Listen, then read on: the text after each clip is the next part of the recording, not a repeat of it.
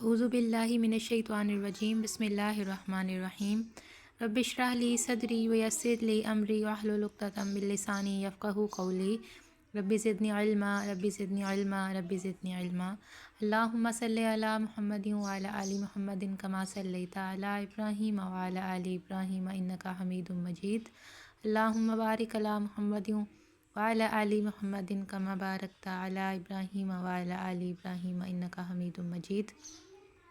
السلام علیکم ورحمۃ اللہ وبرکاتہ۔ میں امید کرتی ہوں کہ آپ سب لوگ خیریت سے ہوں گے۔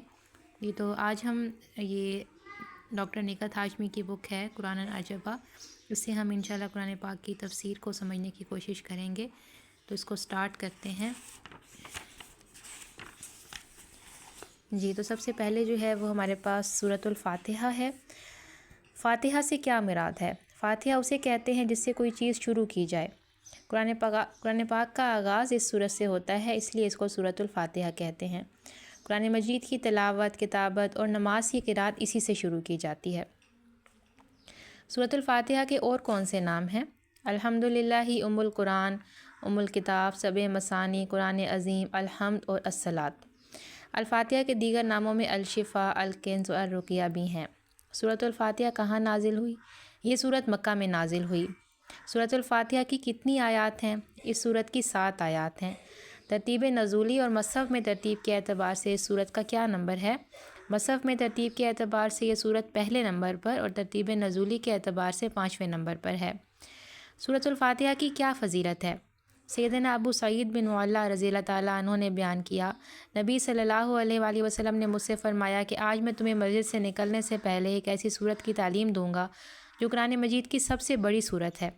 پھر آپ صلی اللہ علیہ وآلہ وسلم نے میرا ہاتھ اپنے ہاتھ میں لے لیا، اور جب آپ صلی اللہ علیہ وآلہ وسلم باہر نکلنے لگے تو میں نے یاد دلایا کہ آپ صلی اللہ علیہ وآلہ وسلم نے مجھے قرآن مجید کی سب سے بڑی سورت بتانے کا وعدہ کیا تھا۔ آپ صلی اللہ علیہ وآلہ وسلم نے فرمایا، الحمدللہ رب العالمین، یہی وہ سبع مثانی اور قرآن عظیم ہے جو مجھے عطا کیا گیا ہے۔ سیدنا ابو سعید مولا عامر بن قریظ رضی اللہ تعالیٰ عنہ نے بتایا کہ رسول اللہ صلی اللہ علیہ وآلہ وسلم نے سیدنا ابی بن کعب رضی اللہ تعالیٰ عنہ سے فرمایا، میں تمہیں مسجد سے نکلنے سے قبل ایک ایسی سورت بتاؤں گا کہ اس جیسی تورات اور انجیل میں نہیں اتاری گئی، اور نہ ہی قرآن میں ویسی کوئی دوسری سورت ہے۔ پھر آپ صلی اللہ علیہ وآلہ وسلم نے پوچھا کہ جب نماز کی ابتدا کرتے ہو تو کیا پڑھتے ہو؟ انہوں نے الحمدللہ رب العالمین پڑھی۔ آپ صلی اللہ علیہ وآلہ وسلم نے فرمایا، یہی وہ سورت ہے۔ رسول اللہ صلی اللہ علیہ وآلہ وسلم نے فرمایا، اس ذات کی قسم جس کے ہاتھ میں میری جان ہے، اللہ نے اس سورت کے مثل نہ تورات میں کوئی سورت نازل کی، نہ انجیل میں، نہ زبور میں، اور نہ فرقان یعنی قرآن میں، اور بے شک وہ سبع مثانی ہے۔ سیدنا عبداللہ بن عباس رضی اللہ تعالیٰ عنہ بیان کرتے ہیں کہ ایک دن جبرائیل علیہ السلام رسول اللہ صلی اللہ علیہ وآلہ وسلم کے پاس بیٹھے ہوئے تھے۔ انہوں نے اپنے اوپر کی طرف سے بڑے زور سے دروازہ کھلنے کی آواز سنی۔ انہوں نے اپنا سر اٹھایا اور فرمایا، آج آسمان کا وہ دروازہ کھلا ہے جو اس سے پہلے کبھی نہیں کھلا تھا، اور اس سے ایک فرشتہ اترا ہے۔ پھر فرمایا، اس دروازے سے یہ فرشتہ زمین پر اترا ہے، یہ آج کے دن سے پہلے کبھی نہیں اترا۔ اس فرشتے نے رسول اللہ صلی اللہ علیہ وآلہ وسلم کو سلام کیا اور کہا، آپ کو ان 2 نوروں کی خوشخبری ہو جو آپ کو عنایت ہوئے ہیں، یہ آپ سے پہلے کسی نبی کو عطا نہیں ہوئے۔ ان میں سے ایک سورۃ الفاتحہ ہے اور دوسرا نور سورۃ البقرہ کی آخری آیات ہیں۔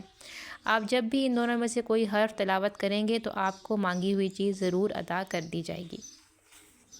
سیدنا ابو ہریرہ رضی اللہ تعالیٰ عنہ کا بیان ہے کہ رسول اللہ صلی اللہ علیہ وآلہ وسلم نے فرمایا، جس نے نماز میں سورۃ الفاتحہ نہیں پڑھی تو اس کی نماز پوری نہیں ہوئی بلکہ اس کی نماز ناقص رہی۔ یہ جملہ آپ صلی اللہ علیہ وآلہ وسلم نے 3 بار ارشاد فرمایا۔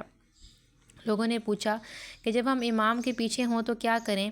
سیدنا ابو ہریرہ رضی اللہ تعالیٰ عنہ نے جواباً کہا، اس وقت تم لوگ آہستہ سورۃ الفاتحہ پڑھ لیا کرو، کیونکہ میں نے رسول اللہ صلی اللہ علیہ وآلہ وسلم کو اللہ عز و جل کا یہ قول فرماتے سنا ہے کہ نماز میرے اور میرے بندے کے درمیان آدھی آدھی تقسیم ہو چکی ہے، اور میرا بندہ جو سوال کرتا ہے وہ پورا کیا جاتا ہے۔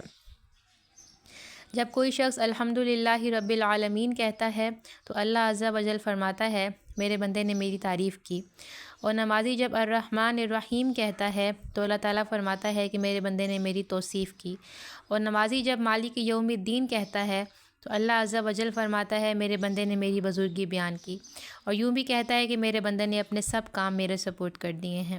اور نمازی جب ایاک نعبد و ایاک نستعین پڑھتا ہے تو اللہ عز و جل فرماتا ہے یہ میرے اور میرے بندے کا درمیانی معاملہ ہے، میرا بندہ جو سوال کرے گا وہ اس کو ملے گا۔ پھر جب نمازی اپنی نماز میں اہدنا الصراط المستقیم صراط الذین انعمت علیہم غیر المغضوب علیہم ولا الضالین پڑھتا ہے تو اللہ تعالیٰ جواب دیتا ہے کہ یہ سب میرے اس بندے کے لیے ہے، اور یہ جو کچھ طلب کرے گا وہ اسے دیا جائے گا۔